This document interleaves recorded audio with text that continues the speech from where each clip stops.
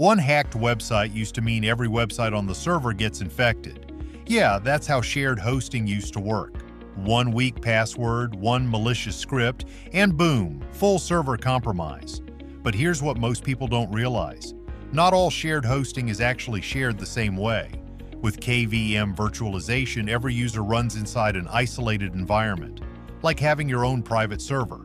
No resource sharing, no cross-contamination, no malware spreading across accounts. So even if one site gets compromised, it hits a dead end. At HostNoc, we use KVM-based infrastructure to keep every environment secure, stable, and fully isolated. Because in today's world, performance matters, but security is non-negotiable. If you're still on traditional shared hosting, it might be time to upgrade your infrastructure.